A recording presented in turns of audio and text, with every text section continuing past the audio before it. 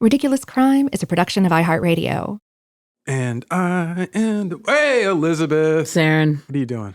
I'm just sitting here in the studio, feeling like a rock star. Oh, yeah, with your headphones on and your spangly and outfit. And a microphone. I'm like, yow, wow, wow, wow, wow.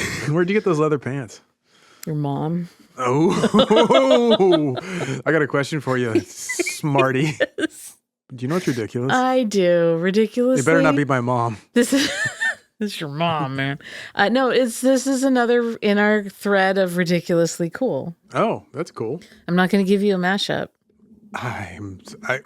No, it's too late in the year for my birthday. Is this about your Christmas present? Unless you're mashing up a rude dude with absolute hilarity and genius. Oh. So this is Melanie Leslie. All right. On Instagram, supermodel 1013, which is the 1013 like a reference to Chris Carter X-Files production company? It just dawned on me. Probably not. I just exposed myself as a super nerd. Anyway. I wish I had an answer for you. Anyhow. Okay, so the interns forwarded this to me, this screenshot of a message from Melanie. Mm-hmm. And it reads as such. And away we go. Elizabeth's lifestyle brand would be Slth. It's capital SLTHS. Okay. Because vowels aren't the thing right now for new companies. Haven't fully worked out a backronym, but I think something like slow living, table, home, and sleep. Online content would include extensive reviews of television programs, essays on exploration of furry lifestyle, book recommendations and writing prompts, pictures of plants, links to bad fan art being sold on Etsy, and guest editorials by the likes of Nick Offerman and friends. There would also be a comic strip called Dark Elizabeth and a back page piece of fiction about the happenings at Sloth's strip club. Brand would sell home leisure wear like fluffy robes, pajamas, and menopause fashion. Selection would include everything from the most basic wear to Golden Girls style and push into Mrs. Roper territory. Wow. Now the nailed impetus for this was you mentioned that I should have a lifestyle brand when I was telling you the story of Martha Stewart. Right. I didn't think that was something that would work. Melanie has hit the nail on the head. Smashed it right through the wood. There's a hole in the market. Yes. And Sleuth needs to come to life. I was so tickled by this. It's so smart and so funny. And what's interesting too is that, okay, I had to start a public personal Instagram account. Oh, okay. Just, full disclosure, I'm probably going to have to do ads on there at some point for, advertisers love the rude dudes. Yeah. And so whatever, you guys get it. They want their money. You guys get it.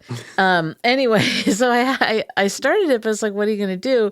So I'm just putting stuff that I think is cool or weird. And I feel like this is my roadmap because a lot of this stuff is stuff I've been doing. I put fan art up the other day. Yeah. So bad fan art. I should. Melanie absolutely nailed your whole I'm vibe, gonna have aesthetic. to hire Melanie as my manager. Is what I'm trying to get at. Yeah, I think that's smart money. Yeah. So I'm Elizabeth Dutton Crime on Instagram. If you want to get in on the ground floor of Sleuth, I'm gonna have to put that in the bio. Oh, I follow you. That's right. And I follow you, man. Yeah. Hey. Well, I made an account that was all photography, public, so I could comment on your stuff and people could be like, "Oh, that's that Zaron guy." That's that guy. Yeah. Because I also have us. a private account, but that's just for like family. Same. Friends It's personal, boudoir photos of you. Exactly. You know. The candids that you don't know I take with the security cams. Oh, that you take, because mine is also that. It's all like bubble bath photography. Oh, yeah, no, I just wait. So we just have both boudoir. I wait until you're doing your boudoir photos, and then I take screen caps from the hidden cameras I've placed throughout your house. And shots through the window of the bathroom. Yeah, you don't like it? It's cool. I've seen the flash. But that's why it's a private. That's why it's a private account. It is. You're just me and Dave. Looking, thinking. You creeps. Well, that's ridiculous. I'm going to certify that one. Thank you. Well, if you got a sec, I've got something that's, oh my goodness, ridiculous. Really? Oh, yeah. Do tell. It's the love triangle of Frank Sinatra, Ava Gardner, and Howard Hughes. Howard Hughes. Yeah, I didn't see that one coming, No, I did you? did not. It's a passionate affair of Elizabeth, or rather a set of affairs. It's strange, it's ridiculous, it's criminal, and it even transforms the city of Las Vegas. Also, didn't know this fun fact, you could say it ends the Rat Pack era in Las Vegas. Oh. Yeah, Elizabeth, this may be one of the wildest stories I've ever found for you yet.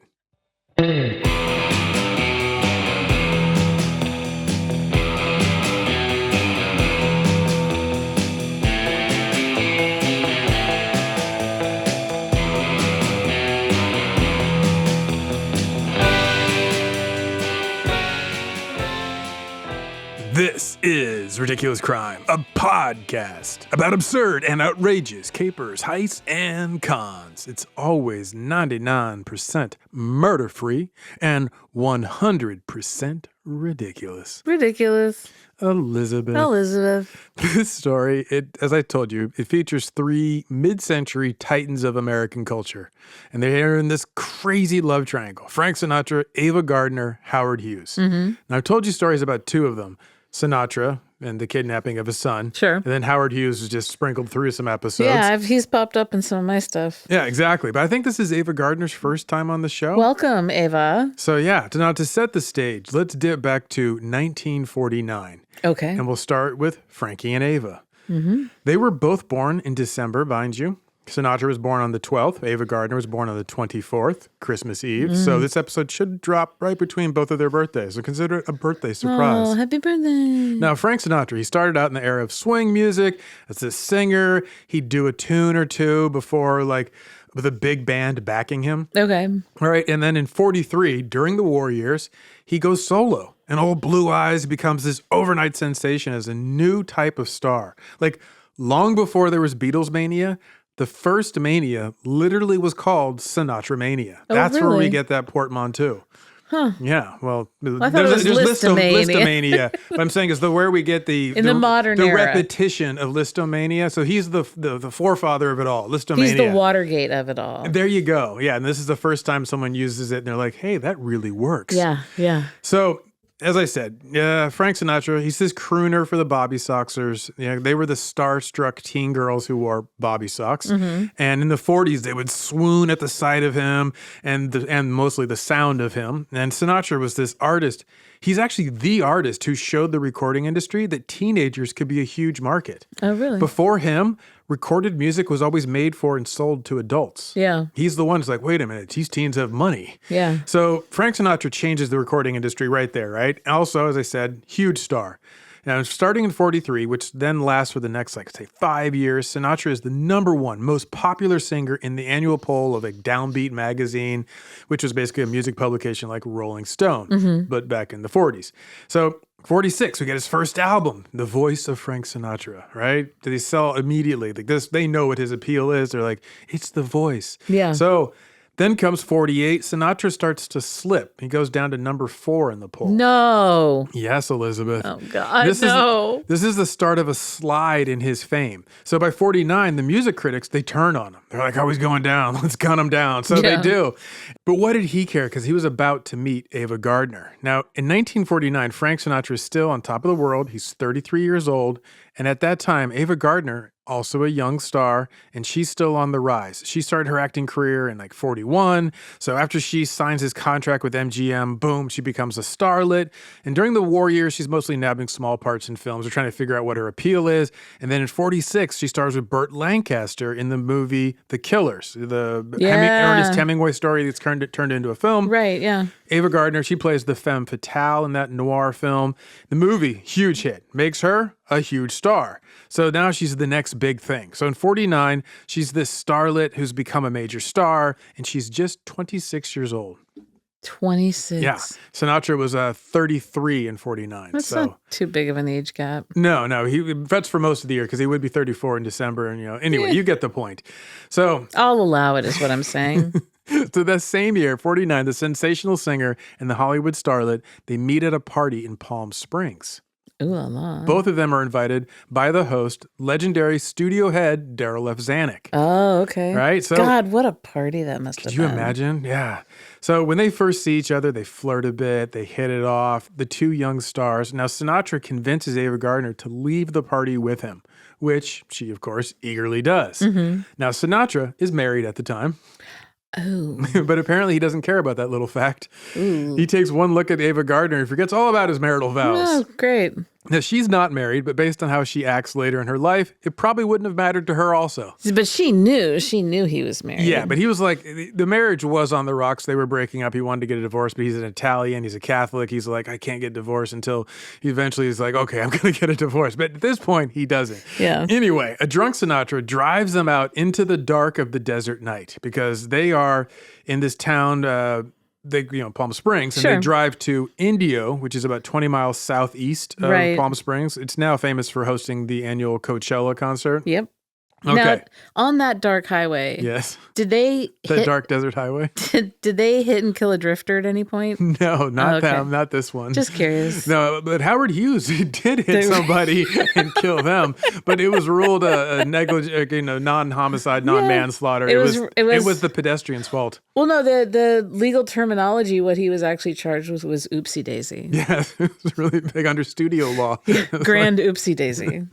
So at the time, Indio's this sleepy farm town of about 5,000 people. And they'd just gotten water from how Southern California is changing their water. So now it's about to be, it's already It's basically forget it, Jake. It's Chinatown. pretty much. Exactly. Yeah. So since there isn't much to do in this sleepy farm town, the young couple, they park their car and they make out for a while. Smoochies. Totally. They're smoochie. swapping saliva. They're canoodling. Enjoying some heavy petting. I was just he's just petting her like a dog. Like one of them's purring, the other one's petting. And then canoodling, they're like the Beauty and the Beast, Lady and the Tramp spaghetti thing. That's canoodling. I like that. That's what canoodling means. Did you know Oh, that? I did not know that. You share a piece of pasta. Yeah, and then you get closer and closer with your faces until finally. And then you're animated, and then you melt together, and the reel of film melts. That's canoodling. Now I know. Anytime you learn see something new it, every anytime day. you see it in the rags, Yeah. in the magazines, Elizabeth told me what that is. Kids, that's canoodling. you can go tell all the kids on the playground. Like I can tell What you. do you imagine I do with my time when I'm not I here? can tell you, hey kids, you want to know what first base is? Second base, canoodle. You trying to get me locked up? Yes. After Ladies and gentlemen, do you want to know what he does on his free time? Dear Lord. So after they grow bored of kissing and canoodling, they're like, Petting. and then all the heavy petting's done, Furries. and pawing at each other, they climb out of Sinatra's car. Now, being the sort of man he was, Sinatra has 2 guns on him. Oh. Right? Yeah. So 'Cause that's like for real guns, not Real like guns. a not like pew pew, these are fake guns or well, like and not water like, guns. you're not just. I'm trying not to using be- a euphemism, no. Yeah. So the two of them, they have I a was good, like, he had 2. Oh, Oh, wow. That's what they called him, dang. 2-gun Sinatra. She did say, later on, Ava Gardner did say about Sinatra that he may only weigh 119 pounds, but 19 pounds of him is all... Yeah. So... Goodness. Yes. Now, These Sinatra... people are crass. I'm telling you. And my grandmother once saw Ava Gardner at the farmer's market in LA when she was a very little girl. And the thing that she noticed was that she had dirt behind her ears. And she was like, she's dirty. And says, I always heard about dirty Ava Dirt Gardner. behind her ears. Yeah, apparently. Anyway, I want to know more. the two of them have a good old time firing these guns off into the desert darkness. But it's a little farm Did town. they hit a drifter? No, not what's with the drifters? I don't know. They're not outside of town. They are in town. So Oh, you're kidding. Sinatra starts shooting out some streetlights, right? What? And then, gun in hand, he hands it to Ava. She decides to turn the firearm on a storefront, and she shoots out the window of the local hardware store. What? Yes, I told you they are 2 peas in a little weird pod. Oh my goodness. So yeah, exactly. Now these 2 shameless miscreants who they think it's fun to hear glass break from gunfire. Somebody in Indio does not agree with them, so they're like that's illegal, and so they call the well, I mean, cops. like the poor hardware guy is working late, like Yeah. stocking the shelves, No, he was gone. blows his middle finger off his hand. It's like 1, 2 a.m. It's the small hours of the morning. Yeah, or I in know, Frank but Sinatra terms, the wee small business hours. owners work late, Zaron. This is true. There's a lot of cans You to need to stack. respect the small business owners of this country So for once. this drunken laughing pair with their guns firing all around like they're Yosemite Sam. They get busted by the cops, right? But now to keep their arrest out of the papers, some folks from the studio come out and they pay off the local cops to keep it quiet. It works because if you check newspapers.com like I did for any mention of this arrest, you will come up empty. Really? Yes. Anyway, when Ava Gardner comes back home. That's when studios were studios. Totally. Not trying to buy each other up and make Casablanca into a sequel. No, buy off local cops. They were yes. They were paying off the way for it should be. Justice to be perverted. Yes. So when Ava Gardner comes back home the next day, her sister asks her about her night out and how the party at Daryl F. Zanuck's place went. And Ava Gardner tells her sister she spent the night with Frank Sinatra and they had a wonderful time together. This marks the start of what will become one of the 20th century's great love affairs. Yeah. Now, meanwhile, there's the third angle in this love triangle. Yes. His name, Howard Hughes. Oh, geez. So in 49, Howard Hughes is 43 years old. He's the oldest of the three. Most of the year, just like Sinatra and Ava Gardner, because he's also born in December. In fact, he shares the same birthday as Ava Gardner, December 24th. Oh. So this is now a triple birthday Are surprise. they fraternal twins separated at birth? Yes, they are. By a few years? Yes, they are, Elizabeth. The mom took a really long labor. Well, it was like a double gestation. Yeah, like a full, almost a whole child's worth. He came out early, and she was a late bloomer. He graduated, and then she was born. She She's had like, finally, I'm done with all labor. her teeth when she came out. Yeah, and a full head of hair. Yep. So Howard Hughes, he's born wealthy since his father owned the Hughes Tool Company, which made its money selling parts for the booming oil industry, like ratchets, drills, and yes, ratchets. So his father was brilliant, and his son, brilliant just like the dad. And he's got this mind that's keen to invent new things. He's handy with technology, and from an early age, like at age 12, he transforms one of his dad's steam-powered engines, and he puts it on his bicycle and makes the first motorized bicycle in Houston. You're kidding? Oh, just in Houston? Just in Houston. Not in the world. Yeah. Darn it. Because, anyway, so at age 19, in 1925, after both of his parents die in very short succession, he inherits his father's fortune, becomes a boy millionaire. He immediately indulges in his two great lifelong loves. He learns to fly an airplane, and then he also produces his first film. Now, the film industry is obviously in the silent era, but it's also just starting to really pop off. So I'll leave aside his success in aviation because you can watch the movie The Aviator if you want to see all that. Right. And, and his whole constant striving to make bigger, faster airplanes. It's great, right? But we'll focus on the film part of it, his time in Hollywood. So in 27, the third film he produces wins the very first Academy Award for the Best Director of a Comedy, because back then they had Best Director of a Comedy as opposed to just Best Director. Yeah, full stop. Yeah, so just like that, Howard Hughes becomes a rich and successful playboy in Hollywood, man about town, right? So based on his age at the time, this also means he's wining and dining young starlets. And over the years, for example, Howard Hughes dates Katharine Hepburn, Joan Crawford, Bette Davis, Olivia de Havilland, Ginger Rogers, Hedy Lamarr, Gene Tierney. Dang. He also dates a young Yvonne DiCarlo, which if you don't recognize that name, a.k.a. the vampire mom on The Munsters. Yeah, she was an actress back in the day. So yeah, he's going around town and going, hey, who's that redhead? Who's that blonde? He's hitting everything he can, right? Sure. Skipping ahead to 1948, a year before Frank meets Ava, he takes over RKO Pictures, which makes him a full-fledged studio head. Yeah. So Howard Hughes, keep in mind this is about 2 years after he had a near-fatal plane crash where he slammed his experimental plane into a neighborhood in Beverly Hills. Yeah. It's really well done in The Aviator, so check that out if you want to see what it's like. Anyway, it's a terrible crash. Damn near kills him. Like I'm saying, he sustains third-degree burns all over his body. He breaks multiple ribs. He breaks his collarbone. He collapses a lung. The crash was so powerful, his heart switched sides in his chest. You're kidding. Oh, yeah. So that plane crash, one of many, leaves Howard Hughes this somewhat broken man. But the next year, he gets right back to work, climbs back into the cockpit, flies his Herculean plane, a.k.a. the Spruce Goose, on its maiden flight. Okay, so meanwhile... I don't think I've seen The Aviator. Oh, you haven't? Oh, yeah, I think I'll show it to you sometime we come early to work. If that ever happens. It's like 3 hours. You have to come really early. Oh, really? Oh, yeah. I think I can do it. Okay, I think you'd enjoy it. Meanwhile, at the same time, there's one starlet he's crushing on super hard, Ava Gardner. So she's also being wooed by Sinatra at the same time, and she's also kind of stringing both men along, right? Yeah. So by 1951, Howard Hughes is now obsessed with her. Trouble for him, she's now engaged to marry Frank Sinatra. Yeah. So Howard Hughes has her followed by private detectives. Just to see how serious they are. Sure. And this marks the beginning of their toxic love triangle. Well, and you get someone who has that much money and power. They're like, wow, why is this not happening? Totally. The way Completely. I want it to happen. And on my timeline, yeah. Yeah, exactly. So this brings us to our first crazy story. In 2000, the former PR man, Jim Mahoney, wrote a book called Get Mahoney, a Hollywood insider's memoir, right? And in its pages, he shared many stories of his time as a Hollywood fixer. He was a PR agent for Clark Gable, Gary Cooper, Frank Sinatra. Doing publicity for his book, he shared one story of a time when Frank Sinatra tried to kill Howard Hughes. What? Yes. So let's take a break. And after these messages, I will tell you what happened when Frank Sinatra tried to kill Howard Hughes. Oh, my God.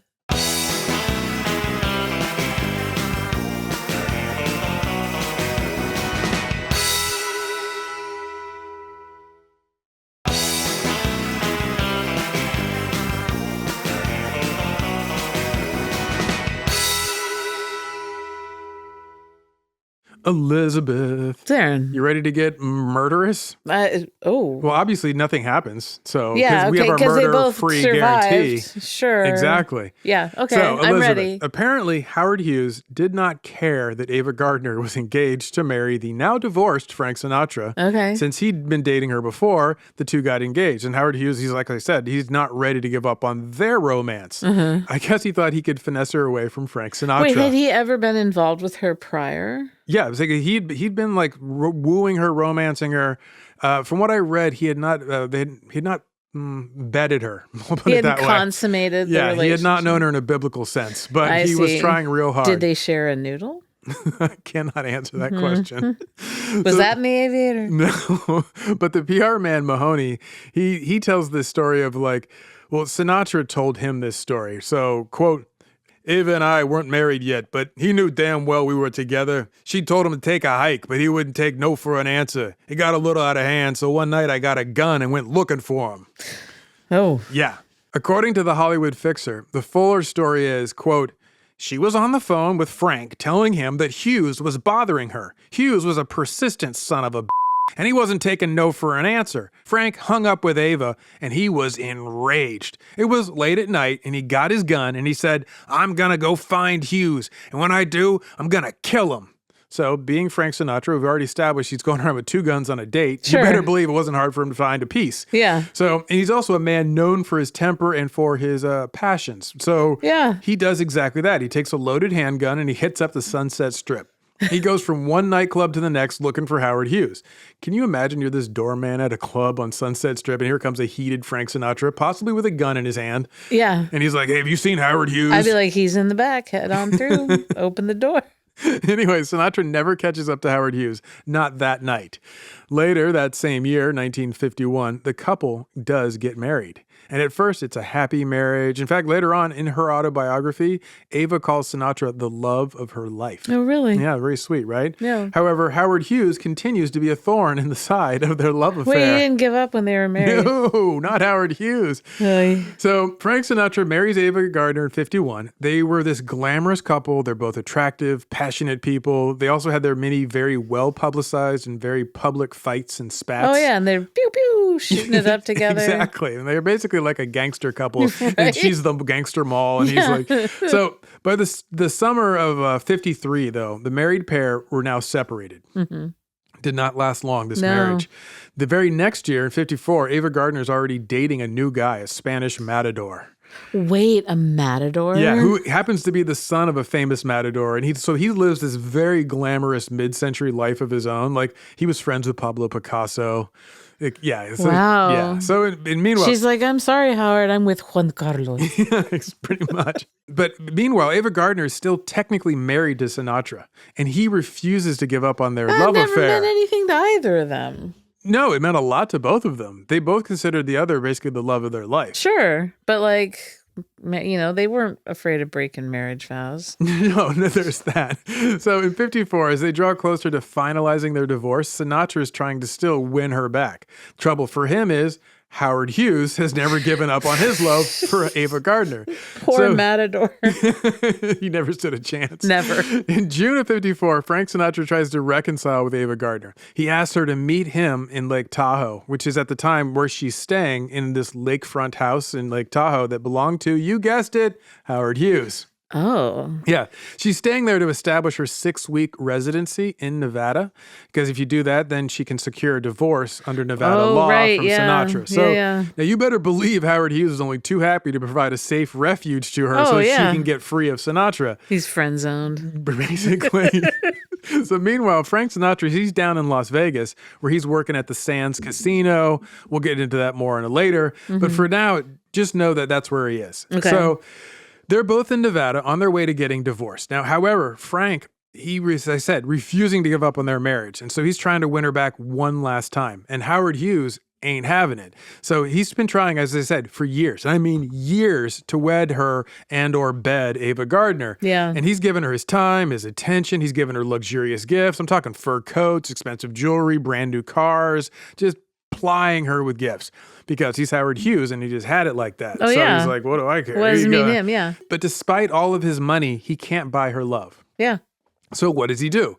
Well, Howard Hughes hires a private detective to follow her around and let him know what all she's doing and who all she's doing it with so he can find the perfect moment to strike when she's down, when she's vulnerable, when she might be a little more open to him. Right? So sick. You might think he'd already missed his moment after she agreed to marry Frank Sinatra, but his aviation career and his multiple plane wrecks teach us Howard Hughes don't give up easily. Yeah. So he sees their marriage as just like a minor delay, a speed bump on the road of love. So in 54, with her marriage to Sinatra on the rocks, Howard Hughes has got this private dick shadowing her. And not just any guy. This guy he hires to run surveillance on Ava Gardner is a cat named Robert Mayhew. And I'm not sure if you know that name, but it rang familiar to me. And I was like, why do I know that name? Yeah. He's a true spy. His name will later pop up in Washington, D.C. circles when he's part of the CIA's efforts to assassinate Fidel Castro. Oh, there it is. But that's all in the future. At the moment in 54, he's on the case for Howard Hughes, which means he's not only following Ava Gardner around, he's also bugged her house in Lake Tahoe that Howard Hughes has loaned to her. And thanks to the bugs, Howard Hughes can hear what all she says and who all she's talking to on the phone. And that, Elizabeth, is how Howard Hughes knows Ava Gardner's considering possibly reconciling with her soon-to-be ex-husband, Frank Sinatra. I feel like at this time, both in entertainment and the culture, stalking was seen as like flattering and not terrifying. You see why it showed up in rom-coms like decades later. Where this guy just, he won't stop. That's how my grandpa met my grandma. You wore me down. Yeah, like, totally. It's just terrifying. Yeah, no didn't mean no at the time. Exactly. So Howard Hughes knows he needs to prevent this meeting from going down. So what happens? How does he do it? Well, rather than me tell you about it, Elizabeth, I'd like you to close your eyes. My eyes are closed. And I'd like you to picture it.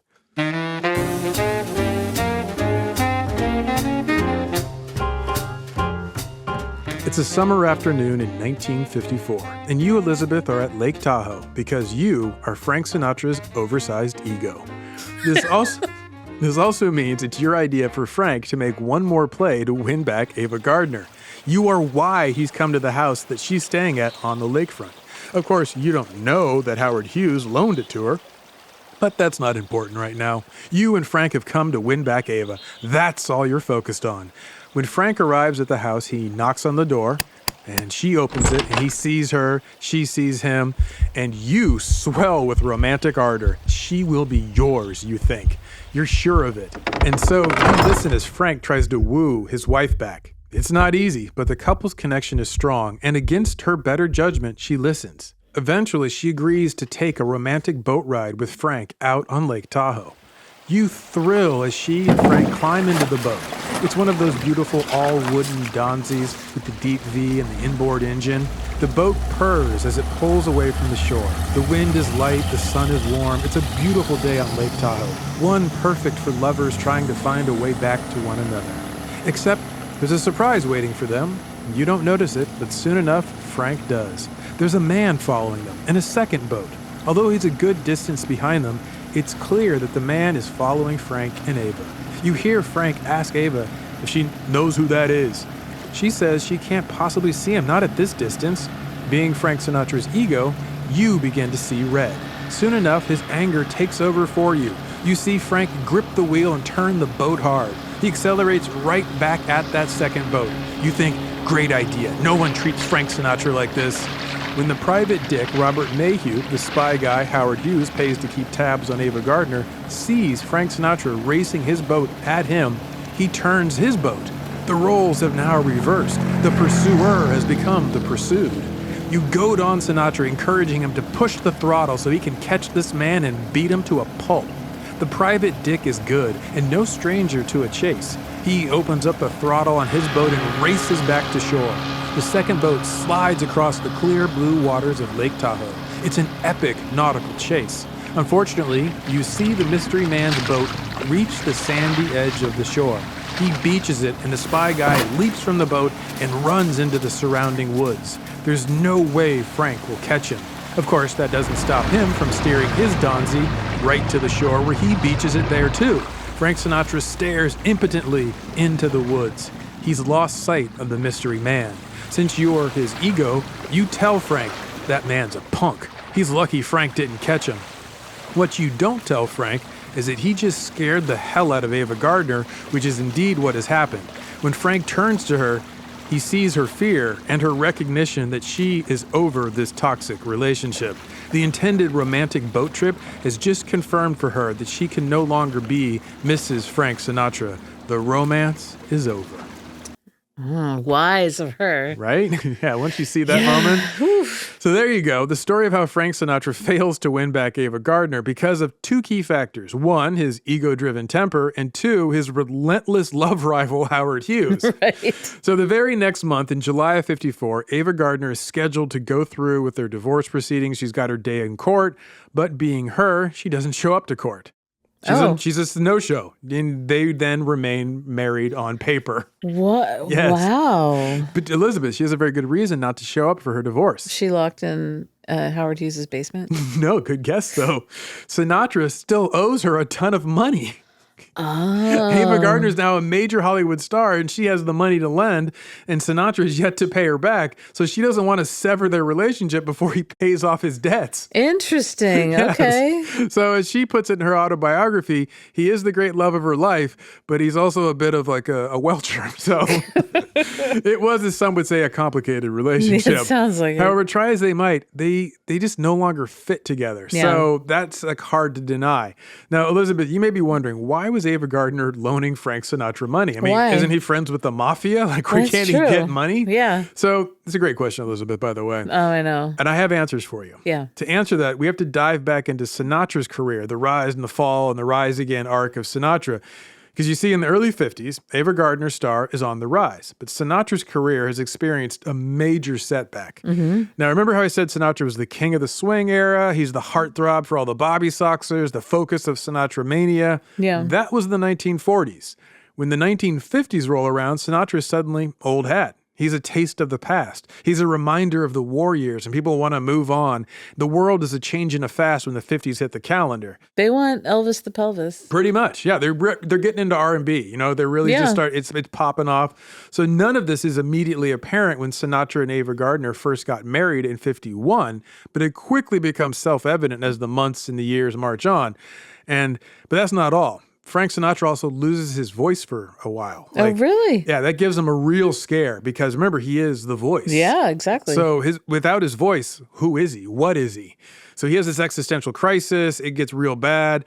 Now, his voice does come back, but the temporary loss makes him seem human and not some like heaven-sent singer with a once-in-a-generation set of pipes. Right. So by the end of 51, after he's divorced his first wife and he marries Ava Gardner, his next big wave of bad news arrives. Hollywood is done with Sinatra. So is his label, Columbia Records. Basically, now he can't get a job, and so he has to go elsewhere to find work. Where does he go? Las Vegas. Yeah. In 51, Las Vegas is far from the Sin City we think of. And gambling is legal and it's going down, but the people aren't yet coming. Right. It's just there's still this oasis in the desert. The casinos, they need a draw to bring in the people. And Elizabeth, I mentioned him just a second ago. The rumors were certainly true. The mafia was the big power player in early Vegas. Oh, 100%. Right, as you know, you live there. The place was essentially founded by the mobster Bugsy Siegel. Right. And then the Chicago outfit takes over. The good news for Sinatra is he's in good stead with Sam Giancana, who runs the Chicago outfit. Yeah. So when Sinatra hits the skids in Hollywood, the mafia gives him a job in Vegas. It's more like a lifeline, but all this is dramatized in The Godfather with the Johnny Fontaine character. Yes, exactly. If you'd like to see this, So anyway, in September of 51, Sinatra makes his Vegas debut at the Desert Inn. Meanwhile, seeing him somewhat of a has-been, his record label, as I said, Columbia, they drop him in 52. But in 52, he's still married to Ava Gardner, who's now a major Hollywood star. This causes trouble in their marriage because they're headed in opposite directions. She's married to this has-been, and she's this rising star. Plus, Sinatra is a proud man. He can't stand that Ava's career is hot and his is not. Sure. So this is why Sinatra is forced to borrow money from his wife. Yeah. Anyway, back to the movie The Godfather. Now, you know how the studio chief wakes up with a horse head in the bed with him, and it was meant as a signal that the studio chief needs to hire Johnny Fontaine for a new movie? Right. Well, it's the moment when The Godfather famously makes him an offer he can't refuse. Yeah. So the horse head is the threat. That didn't actually happen in real life, but it dramatizes how Sinatra gets back into Hollywood. Because the mafia finesses it for him. Yeah. The important point is he gets back into Hollywood in 53. And the movie he stars in is called From Here to Eternity. And it's the major film of that year, wins all these Academy Awards. And Sinatra does such a good job in the film as a character Maggio. He wins an Academy Award for the film. And this is like obviously early in 54 because the Oscars are the next year. Right. So in 53, Sinatra also signs with a new recording label, Capitol Records, which he starts making a lot of the records people think of him for. Exactly. That was the label, yeah. Right. So now in 54, he's back on top, baby. So, however, the rough years have done a number on his ego, and his easy charm. And it also has basically ruined his marriage to Ava Gardner, which is why she wants to divorce him, because he's a bummer and she's the big star. Yeah. So his marriage to Ava Gardner is coming apart, and being Sinatra, he begs her to stay, but she didn't want to. Even if Hollywood is now eager to re-embrace Sinatra and they can both be stars, he's shown too much of who he is to her. She's like, I just can't deal with this anymore. So since she's already seen the worst of him, she wants no more of it. Obviously, she's conflicted about this, as their Lake Tahoe boat adventure indicates. Right. Now, at this point, we're caught up in time, okay? We're back to 54. Now, you may be wondering, how does Howard Hughes come back into this picture? I am wondering such a thing. It's another great question, Elizabeth. I know. I'll just say it comes down to two words. Las Vegas. Well, yeah, makes sense. Now, even though his star is ascendant once again, Sinatra doesn't turn his back on his mafia friends or their little gambling oasis in the desert. He'd learned the lesson that Hollywood, the recording industry, they can be fickle. Not like his mafia friends who had his back when he was down. Sure. So he stays loyal to them. He helps them build Las Vegas into a top destination in the 50s. He also invites his famous friends to join him. This leads to the creation of the Rat Pack era. Oh, right. Now, did you know that the Rat Pack originally referred to Humphrey Bogart's regular poker game? Yes, I did. I thought you did. I did know that. Do you know who gave him the name? That I don't know. His much younger wife, Lauren Bacall. Really? Yeah. She's the one. She came home one day. She saw her husband and his famous friends playing poker yet again. And she called them this Rat Pack. Oh, you see your little Rat Packs together. So it was like an insult. Yeah. But one of the regulars at Bogey's weekly poker game is Frank Sinatra. Yeah. So after Bogey passes away in the early 50s, Sinatra inherits the name, and soon it's being used by the press to refer to him and his famous friends like Dean Martin, Sammy Davis Jr.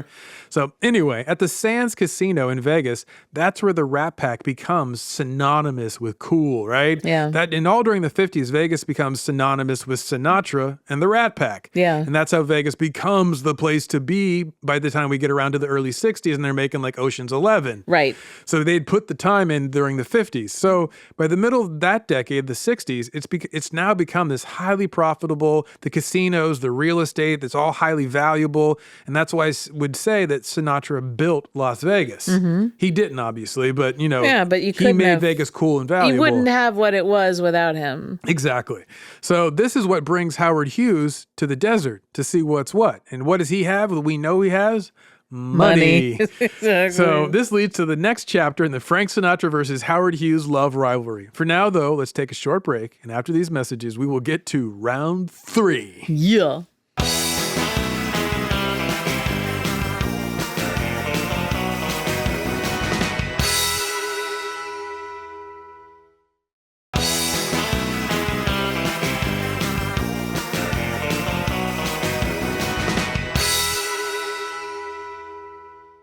We're back, Elizabeth. Yes, we are. Now, you ready to hit the next round of Frank Sinatra versus Howard Hughes? Oh, you better believe it. Good.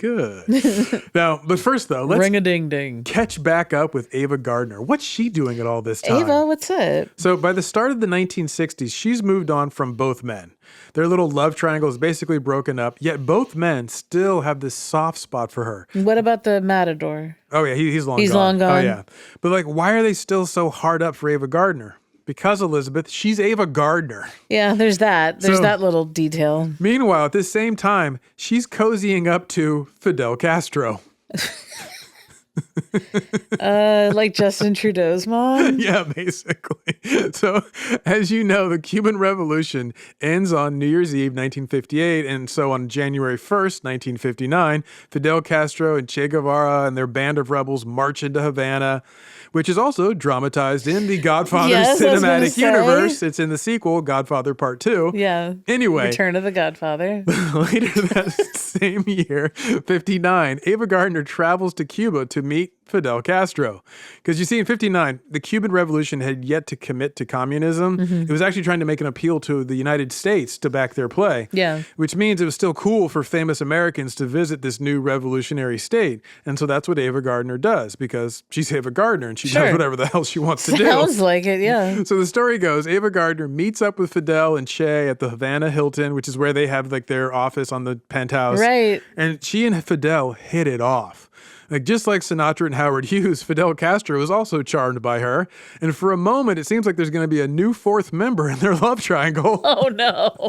Castro squires Ava Gardner around Havana. He's this potent and for some a romantic figure, and she's taken with him. And she's like, is there anywhere we can go to just shoot up a small business? He's like, I've got to point at one.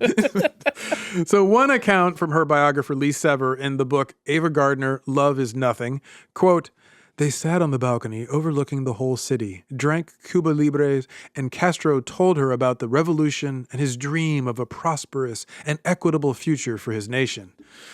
So as Ava swoons over Fidel Castro, the way the Bobby Soxers used to swoon over her ex-husband Yeah, Sinatra, exactly. there's just one thing that stands in their way. And it wasn't Howard Hughes. It's the CIA? No, not even the CIA. It's Fidel's translator, who is also his mistress, No. a woman named Marita Lorenz. Oh my gosh. Her translations must have been amazing. Completely. And so she sees, but Fidel speaks English enough that he understands her. Yeah, he doesn't really need the translator, but she is his translator. So to basically translate him to other people who don't speak Spanish, Yeah, because so he he doesn't can't be want like, to speak you English. look luminous tonight. He's Yeah. like, I think you're a cow and you should go home. She's just totally twisting Just totally. everything. So this Marita Lorenz, she sees what's going down and she's determined to put a stop to it, right? So she confronts Ava Gardner in the lobby of the Havana Hilton and tells this big Hollywood star to stay away from her man. Now, drunk on Cuba Libres, Ava Gardner calls the translator a little Oh. yeah, I told you, dirt behind the ears. Accuses her of trying to keep Fidel from her. So the scene gets ugly. Like, Ava Gardner slaps Marita Lorenz in the face. And apparently it's a loud enough, like violent enough slap that one of Fidel's bodyguards draws his gun. Yeah. And like, yeah, like seriously, like perhaps this drunk Hollywood star is actually an assassin sent by the Sure. American. You They don't never know.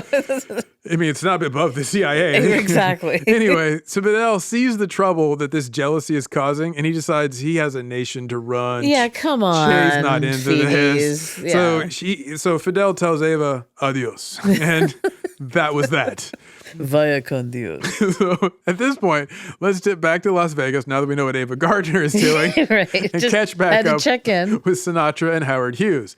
As I told you, by the early 60s, Sinatra and his Rat Pack buddies, they've made Vegas cool. They've made it the hottest, most glamorous night spot in America. Yeah. And they also made Vegas, like, obviously very lucrative and valuable. So Howard Hughes, who is now a recluse, is also still one of the richest men in America. He's essentially a billionaire, one of the first billionaires. Yeah. I think if he may even be the first, I don't know. But he decides to see what he can do to buy a piece of Vegas. But everyone knows Vegas is Sinatra's town, right?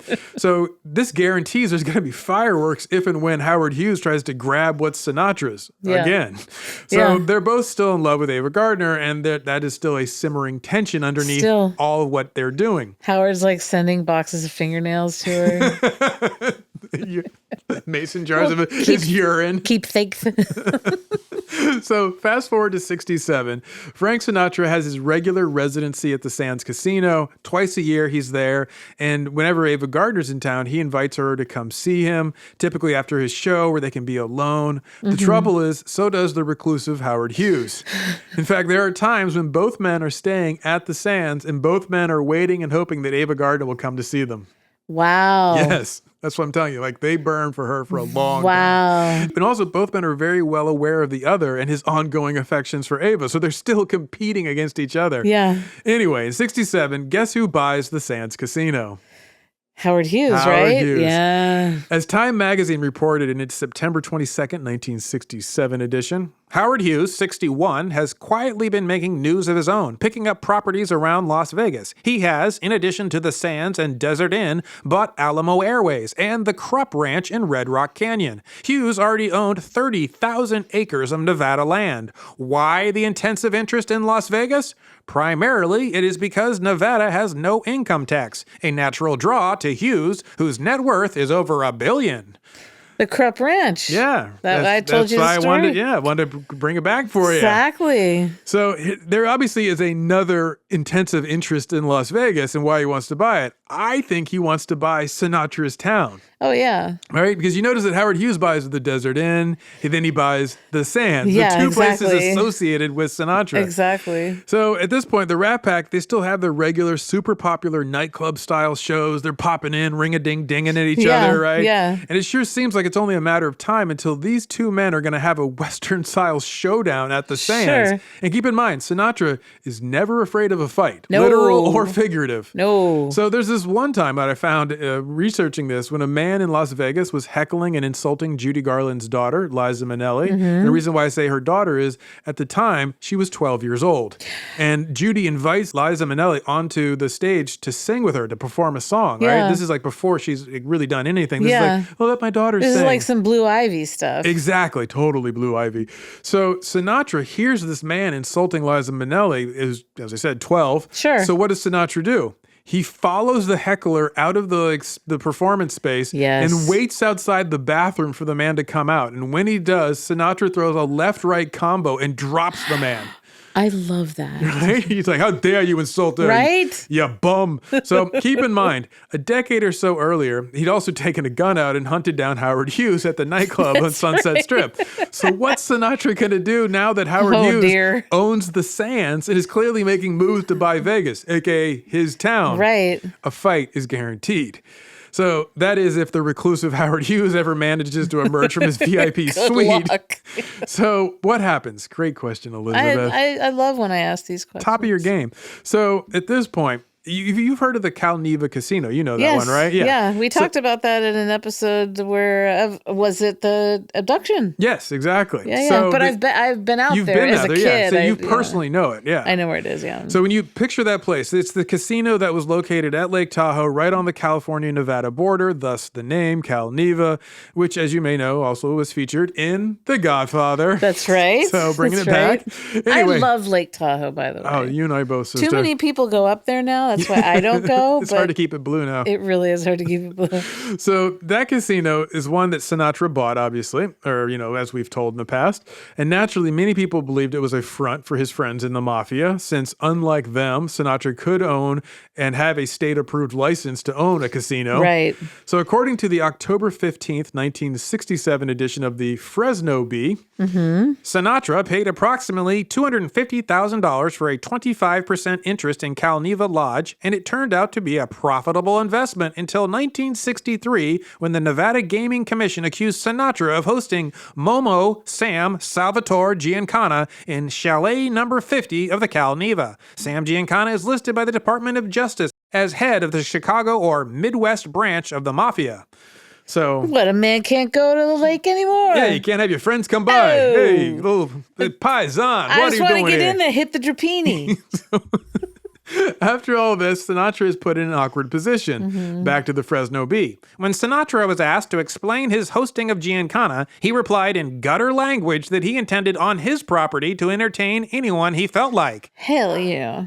There's that Sinatra temper again, right? Anyway, his response does not improve matters with the authorities. Right. Back to the Fresno Bee. When subsequently the Gaming Commission filed a complaint against Sinatra in an attempt to lift the gambling license it had granted him in September of 1960, Sinatra, rather than fight the complaint and expose the extent of his underworld relationships, handed in his license. He not only sold his gambling interest in Cal Neva, by then he owned more than 63%, but also had to sell the 9 points, $500,000, ownership he had in the Sands Hotel. So that's how Howard was able to buy it and not buy it from Sinatra directly. Got it. So in 67, when Howard Hughes buys the casino outright, it means Sinatra now works for his former love rival. Yeah. But at the time, Sinatra did still own part of the Cal Neva, the part that was the hotel, not the casino. Yeah, the Neva. Yeah, exactly. So it also, owning a hotel, not a casino, is not nearly as lucrative. Oh, definitely. Right? Yeah. So for reasons, Sinatra is becoming convinced that if Howard Hughes wants him to keep singing at the Sands now that he owns this, his billionaire friend needs to buy out his interest in the Cal Neva. He's just going to make it a sweetheart deal. Yeah. So according to the Fresno Bee, one of Sinatra's entourage tells a reporter that, quote, when Frank booked himself into the Sands on August 30th, many of us were sure that soon he would get Howard Hughes to take Cal Neva off his hands. After all, what does $1 million or $2 million extra mean to Howard Hughes? Especially when a little thing like that can keep Frank happy. Let's face it, Frank was such a large factor in making the Sands a success. He brought Dean Martin there, Sammy Davis Jr., Joey Bishop, Edie Gourmet, and Steve Lawrence, plus all the high rollers their names attract. Surely Hughes would recognize that fact and play ball with Frank. The newspaper doesn't know the backstory, apparently, because there's there's one big reason why he would not play ball with Frank Sinatra, and it's shaped just like Ava Gardner. So Sinatra comes to the Sands looking for his casino real estate deal, and he plays his show, ring-a-ding-ding, sing-along, right? And then he calls up Howard Hughes to talk business. Back to the Fresno Bee. As a source tells the reporter, Frank put in a call to Howard Hughes. Frank, you know, is a proud guy, and when Hughes refused even to acknowledge the call, Frank got sore. But I mean, sore. So yeah, now we've got some real trouble brewing. To get Howard Hughes' attention, Sinatra leaves Vegas during the Labor Day weekend, which is a major money earner for the casinos. Huge weekend. Yeah, so after the weekend's over, Sinatra comes back to the Sands. He does his usual thing. He starts gambling, playing blackjack. He gets drunk as he's gambling. And then he runs out of chips, and he goes to the cashier's cage to get more chips on his credit line. As the Fresno Bee reports it, quote, the cashier said, no soap. Frank at first thought he was kidding. The cashier said, nope. It was on the level. He'd gotten orders from upstairs that Sinatra's markers henceforth would not be acceptable to the new management. So Howard Hughes has cut him off. Yeah. Now, Howard Hughes is trying to embarrass Sinatra in Vegas. That's just one move. Yeah. But Elizabeth, it's worse than that, because the full story is Sinatra was in the casino partying, gambling with some of the Apollo astronauts when he asked to get the credit line, and he gets denied. So now he's got no money to feed. Yeah, it's bad. So to cover for his ego, Sinatra jokes that Howard Hughes, rich as he is still a tightwad. But you have to know that inwardly he's just burning with anger. Oh, yeah. So that goes down on Thursday. By Sunday night, Sinatra is fuming mad. He's not giving up. And now he's looking to do something about it. So while he's gambling, he gets drunk. I'm talking real drunk, Jack Daniels drunk. Then he starts to give the pit boss a hard time. He tells them that he'll break both their legs. Okay. He also points out, I built this hotel from a sand pile. And he shouts in front of stunned witnesses and onlookers, and before I'm through, that's what it'll be again. Oh, God. So this is when he goes looking for answers for why his credit line was cut off. He hops on a house phone. He asks to speak to Carl Cohen, who is the casino manager and actually used to own the Sands back when he was an owner. So the call goes unanswered. That pisses Sinatra off. He starts to lose it. He asks to speak to someone else he knows. He's again, no answer. So now no one's taking his calls. He's losing it, right? Wow. So he tells the operator, you'd better get him and tell him I will tear up this place.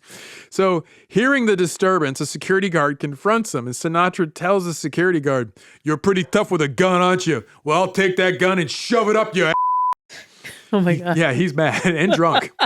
So at this point, Sinatra goes back up to his suite and trashes it. Yeah. I'm talking like Johnny Depp in the 90s trashing a hotel. Billy Idol in Thailand. Trashing a hotel. Led Zeppelin. I'm talking trashes it, right? Yeah. But he's not satisfied. So he goes back downstairs and demands to speak with Carl Cohen, the casino manager. So at 5:45 a.m. on this now Monday morning, Sinatra gets a hold of Cohen, who agrees to talk with Sinatra. He tells him to meet him in the hotel restaurant where he'll be having breakfast. Sinatra goes downstairs and he meets the casino manager.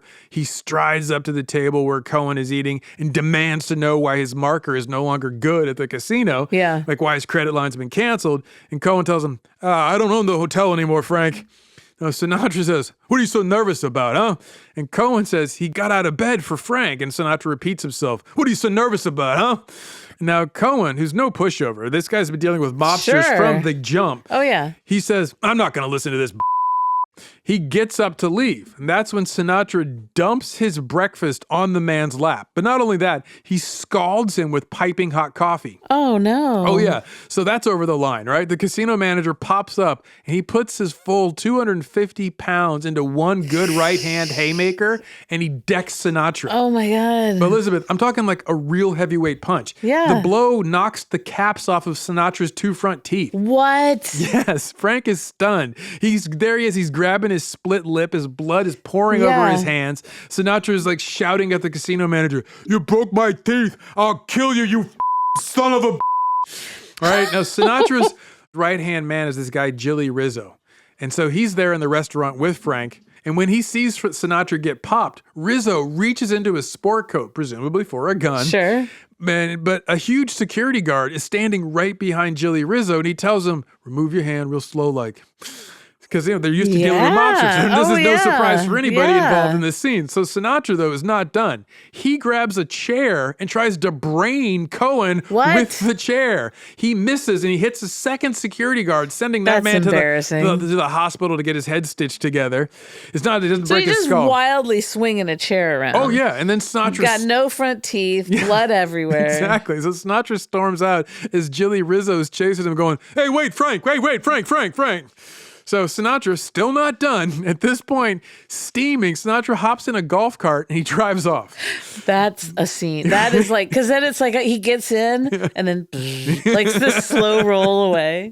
So there's these doors to the hotel, right? The glass doors. He drives the golf cart right into the glass door, shattering it, and just like apparently leaves it parked there. And then he grabs his stuff from his suite, catches a ride out to the airport, flies back to Palm Springs. Okay. Right? And now this is where he gets his private dentist come out and meet him, repair his broken teeth. Sure. So that's why we don't ever see him with pictures without missing his two front teeth, or really just the caps. That's the benefit of wealth and fame. Yeah, exactly. Now at the time, the former private detective and wannabe Fidel Castro assassin for the CIA, Robert Mayhew, is now back working with Howard Hughes as the chief executive for his Nevada operations. Oh, boy. Yeah, so he writes up a report of the events for the reclusive Howard Hughes, and I quote, at 6 a.m. today, Sinatra appeared at the Sands, made one hell of a scene, and insisted on seeing Carl Cohen.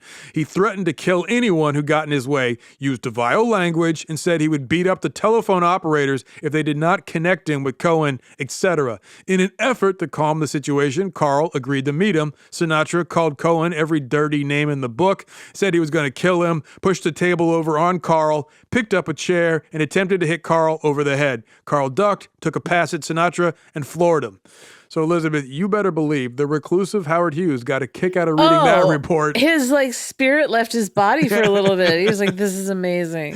So as the Fresno Bee summed it all up, quote, the entire fault, of course, can be attributed to Howard Hughes. He is just not interested in keeping his stars happy. Oh. Right? Or rather, he was not interested in keeping one very specific star happy. Exactly. One Francis Albert Sinatra. So there's obviously one obvious reason. Ava Gardner. Right. So this fight marks the end of Sinatra's 16-year run at the Sands. As the Miami Herald reported in its September 13th, 1967 edition, a Sinatra spokesman announced the crooner had switched his allegiance through the medium of a 3-year contract to Caesar's Palace, a rival pleasure dome down the strip. Caesar's years. Yeah, in a pleasure dome. It is a pleasure dome. Now, at this point, Vegas is never the same after this. Yeah. Elizabeth, you could say that fight marks the end of the Rat Pack era in Las Vegas. Yeah. All for one simple reason. Ava Gardner. And the two very jealous men who wanted to possess her. So what's our ridiculous takeaway here? Oh, Ava. She's no Ethel Merman. She's no Rosemary Clooney, but, she'll do.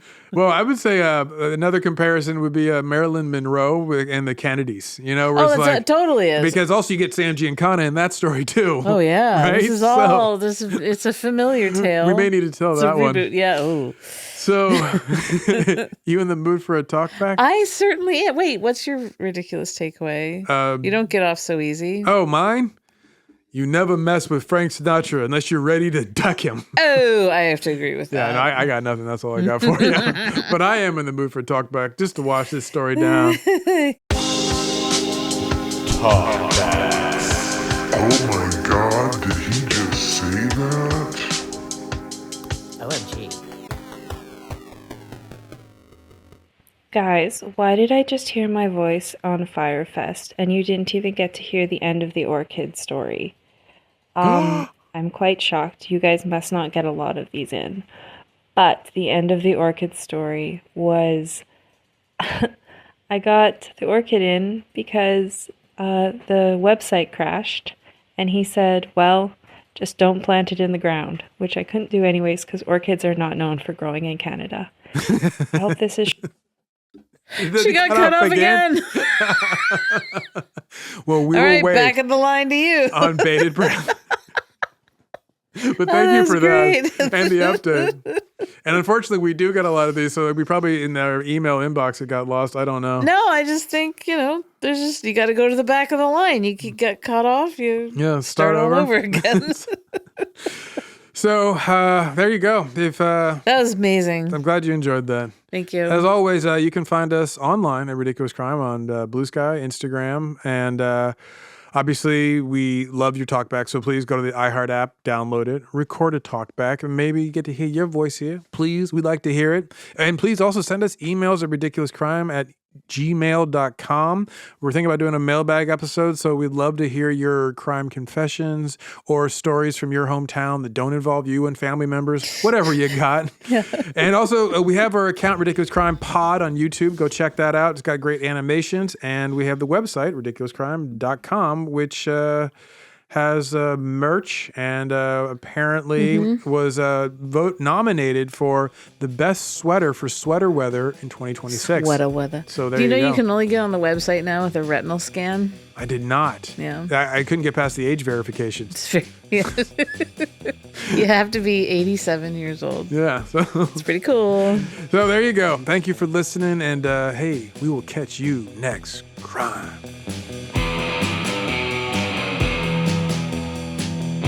Ridiculous Crime is hosted by Elizabeth Dutton and Zaron Burnett. Produced and edited by Dean Martin's Ego and Easy Sense of Chill, a.k.a. Dave Kustin. And starring Annalise Rucker as Judith, the Matador. Research is by Sammy Davis Jr.'s Sense of Rhythm, a.k.a. Marissa Brown and Jabari Davis. Our theme song is by Frank Sinatra's Musical Ego, a.k.a. Thomas Lee and Travis Dutton. The host wardrobe provided by Botany 500. Guest hair and makeup by Sparkle Shot and Mr. Andre. Executive producers are Howard Hughes' co-pilots of his Spruce Goose, Ben Bolin, and Noel Brown.